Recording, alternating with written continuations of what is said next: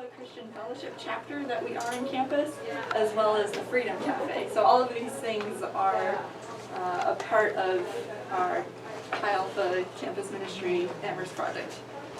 So our goal here at the Amherst Project is that we want to model Christ to students through acts of kindness, social justice, and proclamation. So all three of these elements work nicely to fulfill these goals that we have. This is the Chi Alpha house. So this is our ministry house that we have on campus. So this is where we use it. We do Bible study, prayer, worship, we hang out there. We have different events. Previously, the Freedom Cafe was located in this building. It is no longer, but I'll touch base on that again later. And the second floor of this building, we actually have tenants who live upstairs, including Jay, who is one of my coworkers. But the tenants upstairs help kind of pay for the cost of the building. So a little bit more about Chi Alpha. It is a national and international organization. It is pretty big. There are over 300 groups across the United States with over 800 people working as staff. And it was established back in 1953. And I think Chi Alpha is represented by the letters XA. So that stands for the Greek letters Christos Apostoli, which comes from 2 Corinthians 5:20, where it talks about us being ambassadors of Christ. So that's where that little acronym comes from. So again, a little bit more about Chi Alpha. Our mission is reconciling students to Christ, and we're going to try and equip them through spirit-filled communities, and we're doing that through worship, discipleship, prayer, fellowship, and evangelism. And the idea is we're going to try and transform students at the university level, which will then impact the marketplace, which will impact the world. And we are not just trying to throw the gospel at people, but we are trying to disciple people who will be disciplers for their lifetime.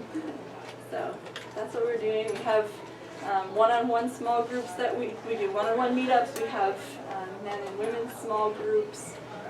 This is our Bible study that we do every week. So Shane, who is actually here, is the director. He will typically be leading Bible study. We did some different themes this past semester. We did God and Justice, we did the wisdom from the book of Proverbs, and we also talked about some of Jesus' tough sayings. And then we actually had a couple guest speakers. Jay did a sermon on some of the tough sayings of Jesus. I did one on proverbial finance, so just talking about how do we look at finances from a biblical perspective, and what does that look like. And I also did one on, I titled it Every Tribe, Tongue, and Nation, so just how the body of Christ works together. Talk a little bit what that looks like. So this is our typical crowd who shows up. They're a fun bunch. Jay's been leading worship.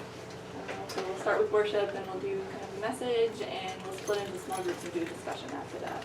So, like I was saying, we do focus on discipling people, which means that our ministry is based on relationships primarily.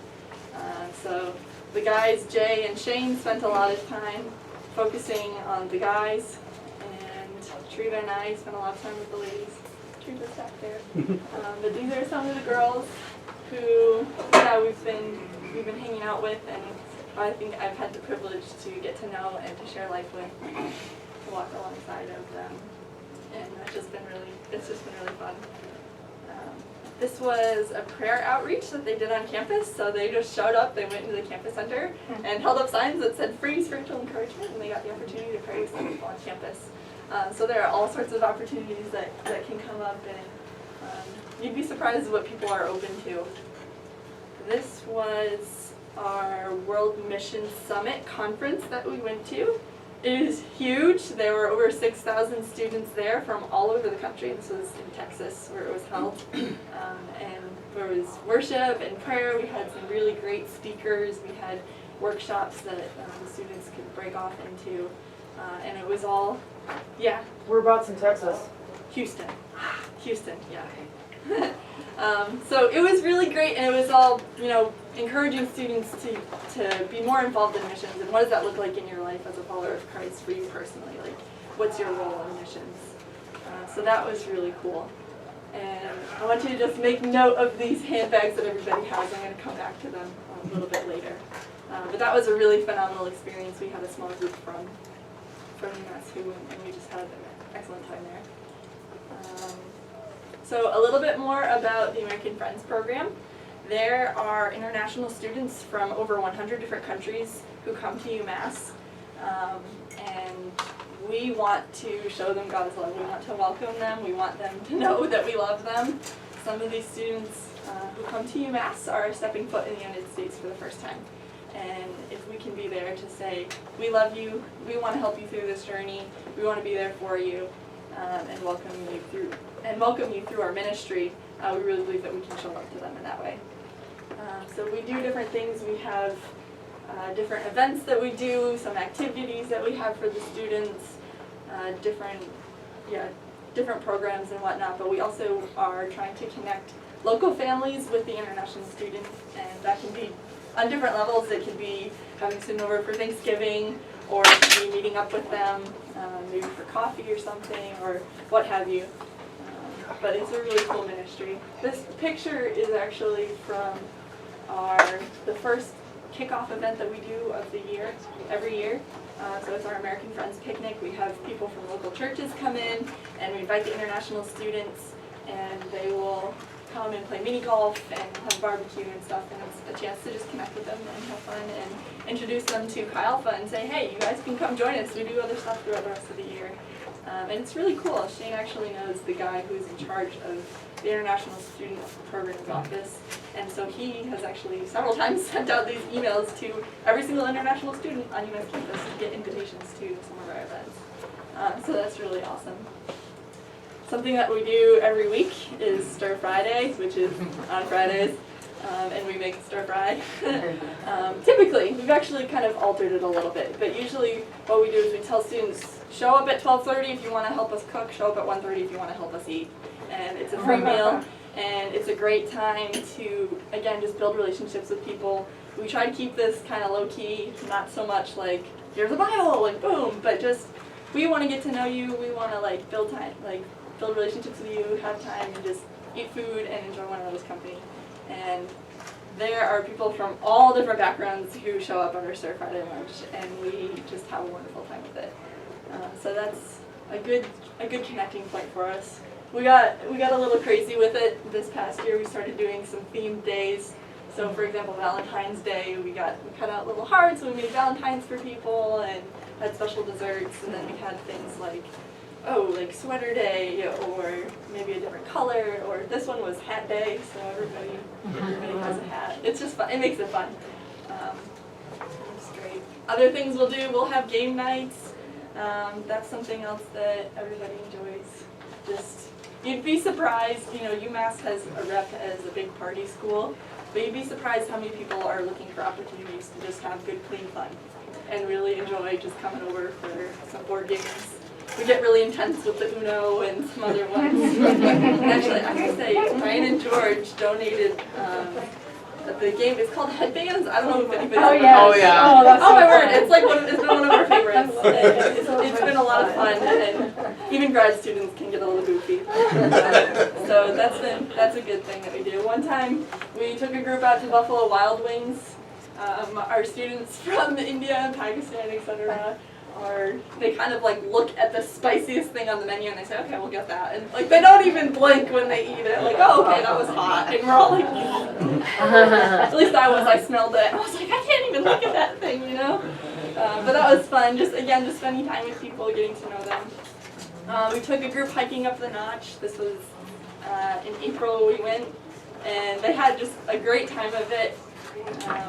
I think a lot of the international students love just experiencing what do Americans do, what kind of activities do we do, what are some of our traditions and culture and whatever else, and so they love experiencing these things and seeing our world, so to speak.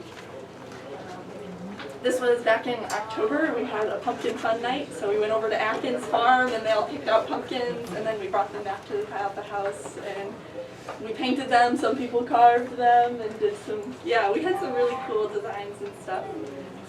Then we made pumpkin soup and roasted pumpkin seeds. So again, just trying to give them an opportunity to experience like our culture and our traditions and spend time with them. And yeah, it's a lot of fun.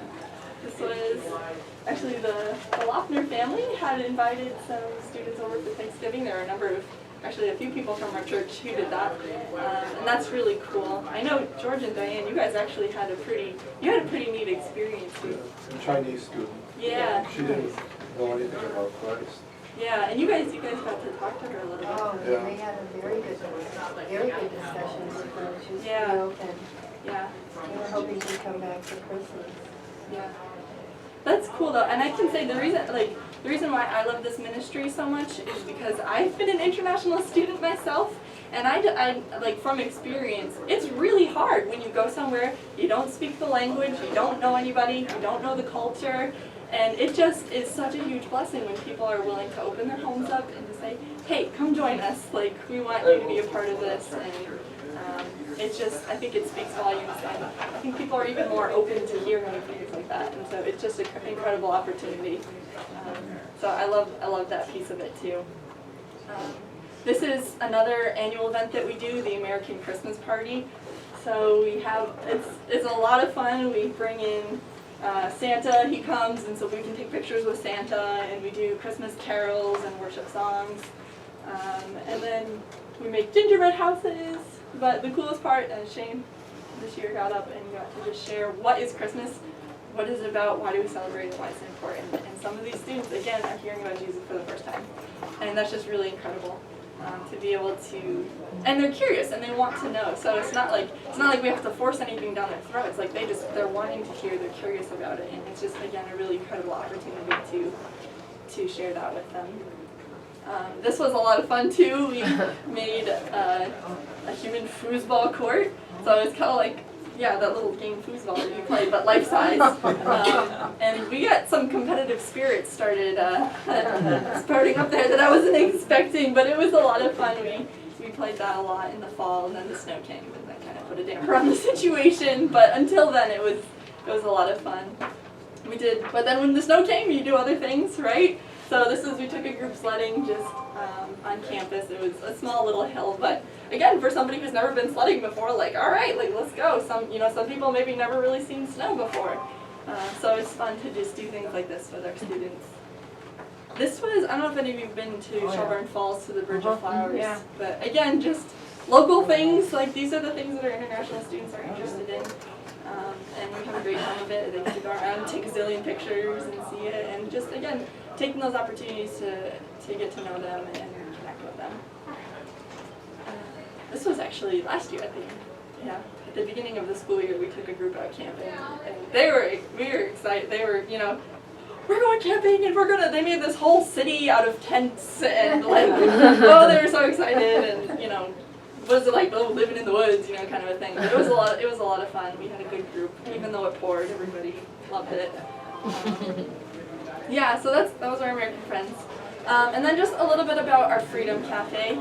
It is a cafe that is on UMass campus, and it is a nonprofit cafe and run by volunteers. So all the money that we make through the cafe goes to combat human trafficking. So I like our little catchline. It's a radical attempt to end human trafficking by drinking coffee. Which you're kind of like, well, how does that work, really?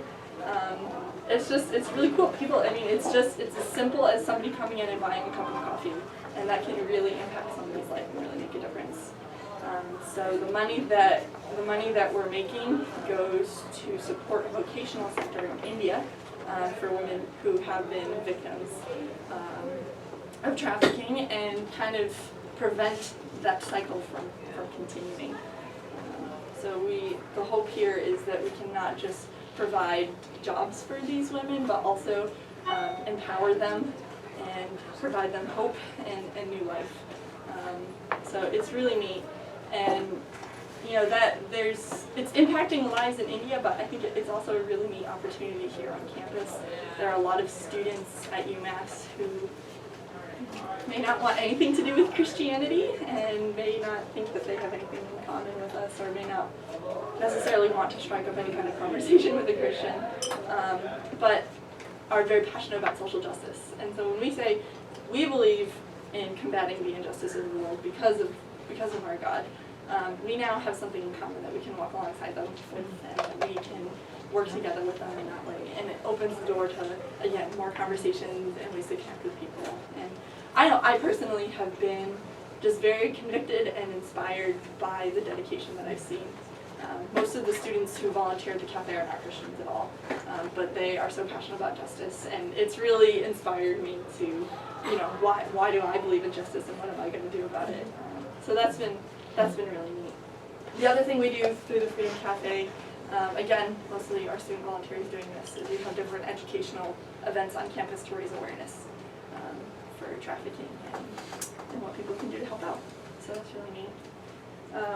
Shane and Dan were the founders, so Dan is not here today, but they heard about human trafficking and just how terrible it was, and they said, what are we going to do about this and what can we do about it?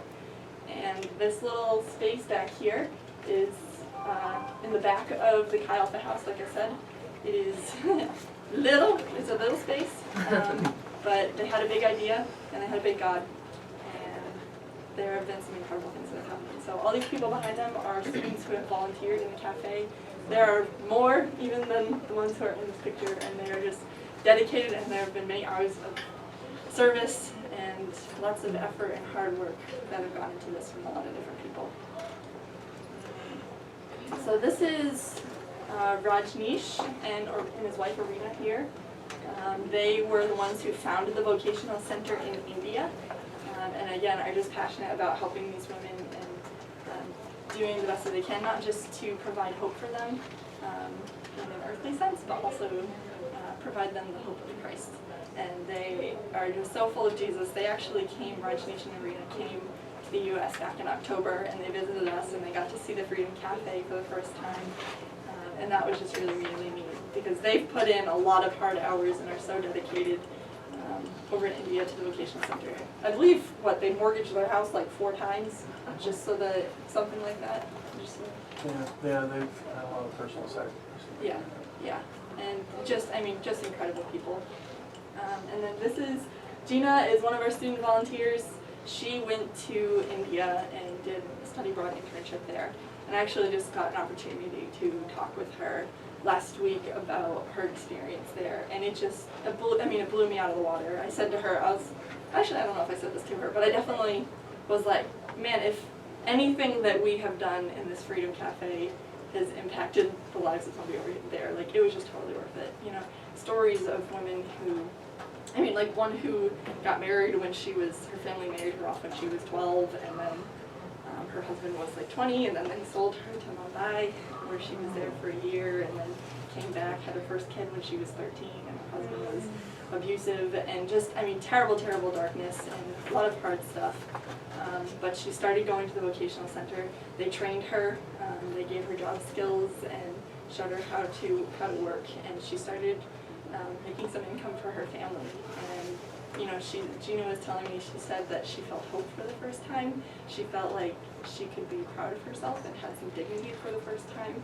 And, it's neat, like I was saying, Rajneesh and Arena are also trying to, provide hope spiritually for people as well. So they do devotions with the ladies every morning. Mostly they're Hindus, but they're hearing about Jesus. And Gina was also telling me that some of these ladies, such as that one that I was just mentioning, will pray to God and ask Him to bless them and bless their families. And apparently this woman's family, they're respecting her more. Her husband has stopped beating her, and she is now so happy because she can send her kids to school, and she knows that they don't have to suffer the same fate that she did. This is so tangibly impacting lives in such an incredible way. I really believe in it, and it's been a privilege to be a part of this. These are some of the beautiful faces. Like I said, they're getting trained in vocational skills and have work to do, but also it's huge for them to have a safe place to bring their kids. And it's pretty neat because we have the first floor of the vocational center is for the women to work, but they're actually in the process of making a school on the second level for the students where they can study in there. If you want to check out later, you can. I'm gonna maybe pass these around for now. But these are some of the jewelry that the women have made. They do different crafts and cloth and different things like that. those bags that I showed you at the beginning from the World Missions Conference, those were made by the women at the vocational center. So they got to make all of those bags, and they sold them to them. It was 6,000 people, 6,000 bags that they made. So that was really cool that they got to do that. But most of the crafts and jewelry are sold to the United States. I know Hobby Lobby is one of the biggest customers. Really? So that's pretty neat. Yeah. Yeah, so here's, again, just the ladies at work. This is what, when you guys went, was January 2016? Yeah, so this is what it looked like back then. And No, then when we went in January, that second layer wasn't even there. wow, okay, so this They've is, done a lot of work. so that was even longer than, yeah. And this is what it looks like now that Gina just took this picture when she was there that past semester. So it is just beautiful now, and again, I think just really represents a symbol of hope in that community, and it's really neat.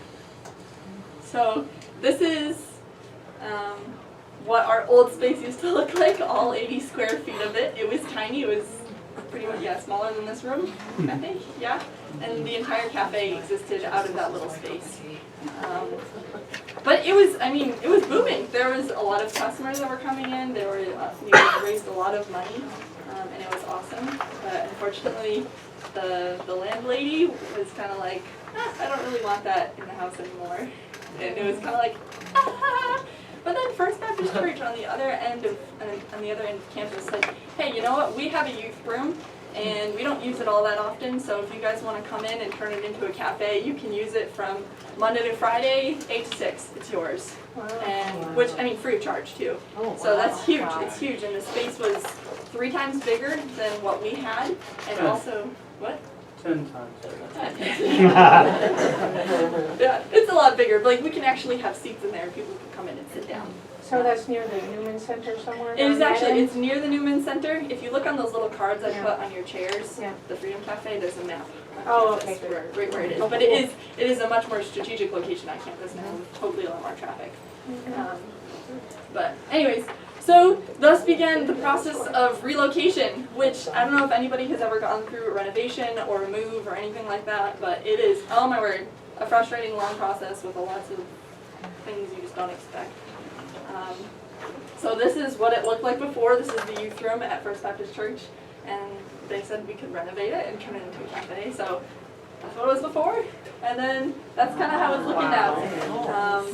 But what is it? What does it take to get to that, right? So first of all, we had to clean everything out of the old cafe space, and it had to get moved over to the new space. Which was neat because it meant for us, we had a back room in the Chi Alpha house that was primarily storage for the cafe, but we ended up being able to turn it into a prayer room, and so we've had staff meetings and worship and stuff back there, so that was really cool. But besides that, there's a lot of planning that goes into it, right? Meeting up with contractors and architects and the health department, and got to get these things inspected, and got to get these things approved, and Shane has had to deal with most of those headaches, but things just keep coming up that you don't expect, and it took longer than we were thinking, but it has been, steadily progressing, and there's been lots of good stuff happening. We had a meeting at the beginning of the year to kind of rally the troops and just talk with our volunteers and see where people are at. We had meetings. I met one-on-one with a number of students. This student, Elena, is part of the education team, and she did a great job this semester. We also had promo on campus, so passing out flyers to just let people know that the Freedom Cafe is underway and ready to reopen. There's the work, the electrical work, there's painting to be done, there's dealing with piping and plumbing and cleaning up messes, lots of messes. The cabinets were made by hand. That would be Dan. He's a very handy man. And then painting and staining and sanding. And this is the tiling work. So Dan also did that. Plumbing, flooring. We also did ourselves, which again Dan was. He just knows what he's doing. It's awesome. And then we got to move the espresso machine in and start using that, which was really cool.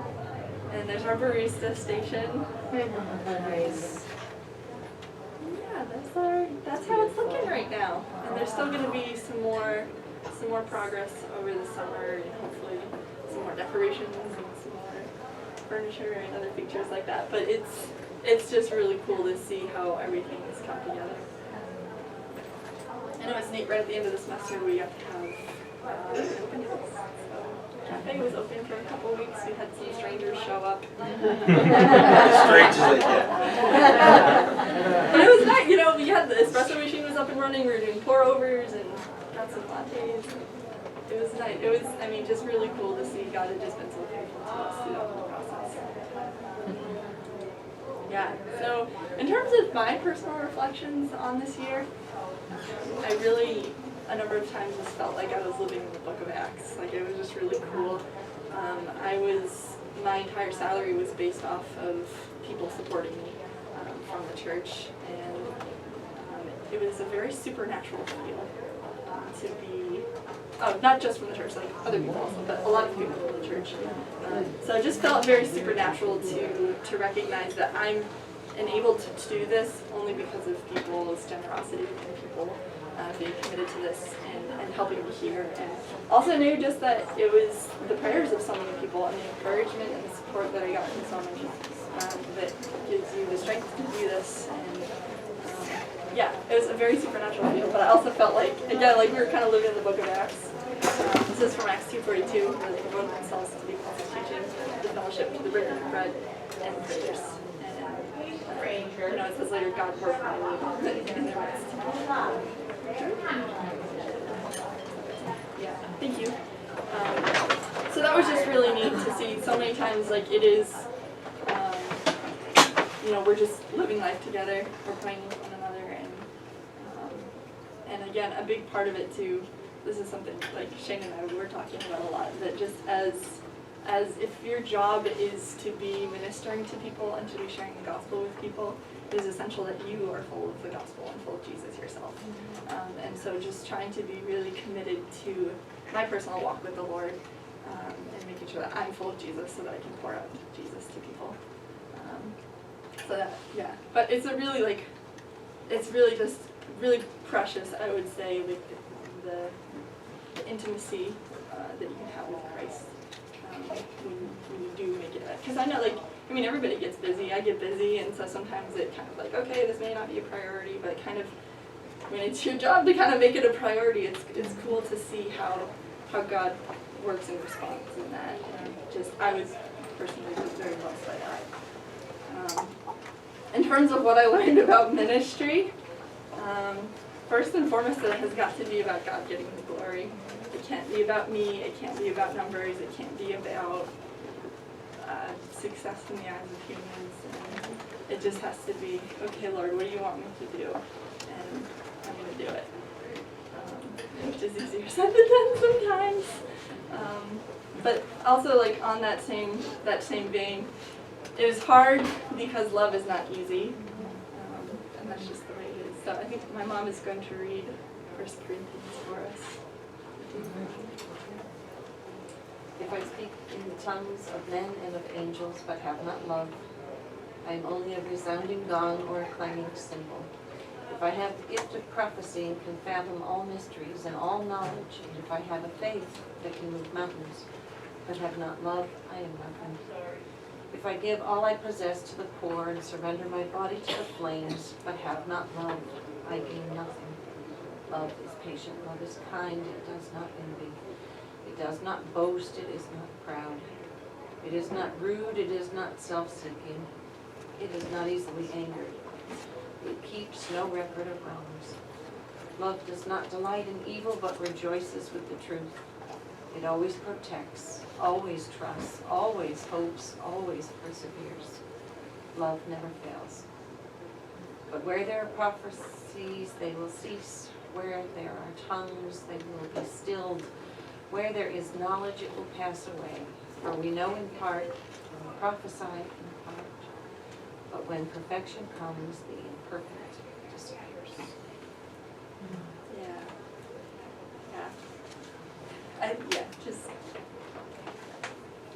I mean, I think we've probably all heard that verse a few times. But again, like reading it and hearing it and believing it is one thing, but actually like living that out and like what does it look like to bear all things and endure all things and love all things, having that patient endurance with people, loving them unconditionally without expecting anything in return, acting selflessly, sacrificing, seeing people the way God sees them and loving them that way. It's really hard. It's really hard. It's really, I mean, it was a challenge for me a number of times, like meeting some people.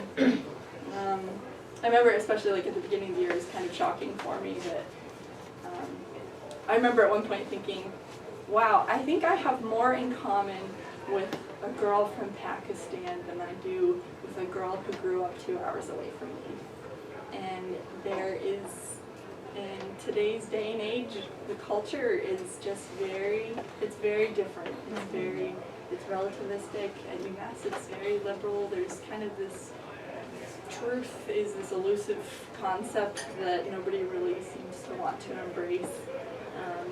Morals and standards of just how you live and stuff like that are very different. And so I kind of found myself saying, God, I don't know what I have in common with these people. I don't know that I know how to love them or that I can love them well. And the Lord has just been really gracious and just bringing me back to, like, we just have to love them the way Christ loves. And we have to demonstrate that and just love them for who they are. And it's just kind of beautiful to see. I really think God has worked in my heart to help me love better. At least I hope. Over the course of the year, I've definitely learned a lot. And I think one of the hardest things too about it is whenever you love somebody, it makes you vulnerable. This ministry is particularly hard because it is a physical, spiritual, and emotional investment on the part of the minister. And so it can be just really difficult in some instances that, again, it's a sacrifice of your physical time and energy, of, maybe you are very emotionally invested in somebody and you care about them very much, and they hurt you. That's not the funnest thing in the world, but the way Christ demonstrated his ministry was he loved them anyways, and forgive and move in grace. And learning how to do that has been a long process, but good. Hard but good. Another thing, ministry, you just have to be flexible. That's something you just have to accept. That's the way it is. Sometimes you try and schedule an appointment to meet up with somebody, like, hey, let's hang out, and let's meet up, I want to hear how you're doing, kind of a thing. And then they forget about it, they stand you up at the last minute, they change, they cancel, or you could just not even be able to have time to meet up with them at all, because people's schedules are busy, college is a busy time. So learning how to adapt in that environment and work with people's schedules and to be flexible. That's definitely something else I had to learn. And the other thing is that balance is key. Just figuring out how to, because it's not a 9-to-5 job, so there's not really an official start time or end time to my work day. But figuring out how to balance my personal life, my spiritual life, my social life, family, friends, and in ministry and work, and people in ministry who are friends, and what is the balance like? So just definitely seeking the Lord's guidance in that throughout, and not that I necessarily have it all figured out, but it is definitely something that I was learning. Another thing I didn't put on here, but this was another interesting thing that I learned about myself right at the end, was I started doing some stuff at the cafe that was administrative type work. And I realized that I enjoyed doing it, and that was a cool part of ministry, to be helping out in that way. So that was kind of neat to discover that about myself, and discover how it fits into God's kingdom work. Okay. Bear with me here. I just have a few words of thanks, and then if anybody has questions, then feel free to. We'll open up the floor for that. They maybe wouldn't want me to say this, but I'm going to, and I just need to tell my team, Jay, Shane, Triva, that it has just been an honor for me to be a part of it this year. That these people are you're just really incredible, and I've been so blessed, and it's been an honor to be a part of this. Jay just came to know the Lord a couple of years ago, and he was willing to take very seriously Christ's calling on his life to share the gospel with the nations, and he hasn't looked back, and I've been so inspired by you having the courage to step out and to seek Jesus with your heart, and you love without reservation, you encourage everyone around you, you selflessly walk alongside people, and you guide them to Jesus. And Jay has just become a very dear friend and brother to me. Dan is not here today. I wish he was, I'd embarrass him. But Dan is one of the most selfless and humble people I know, and has been so dedicated to the Freedom Cafe. And it's just everything he does is about serving Jesus and loving others, and combating the injustices of human trafficking. And I've been inspired by that. Shane and Treva have labored at UMass for over 10 years. It has been a long road, I know, of plowing and tilling the soil, with not necessarily any gigantic flowering gardens to prove for all your hard work. And you have been so faithful to serve and obey the Lord without demanding or expecting any results in return. You've deeply loved and cared for so many other people. Some of them are on their way, some of these little plants are on their way to becoming strong and mighty oaks. Some of them got squished or ripped out, not because of anything that you did. That's just the way it is. And I know those hurt deeply because you love deeply, but God has seen your tears and your joy and is using you to touch many lives, including my own. And I just, in general, want to say New England is really tough soil. UMass Amherst is especially tough soil. There have been many, but I want to say again, Shane, Treva, Jay, other people, Peggy on staff with us, been so faithful to daily say to the Lord, not my will but yours.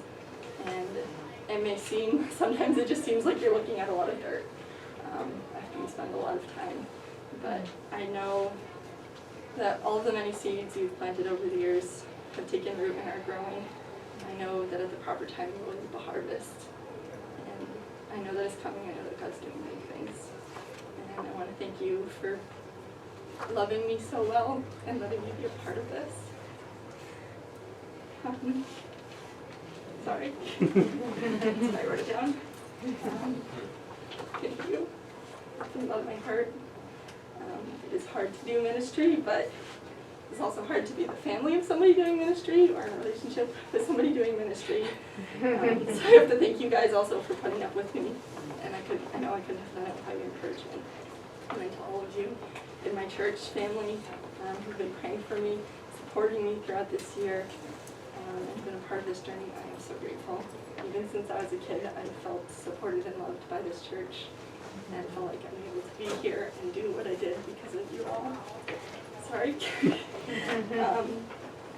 But it's just been beautiful beyond words to see how God has enabled the body of Christ to come together and do this work.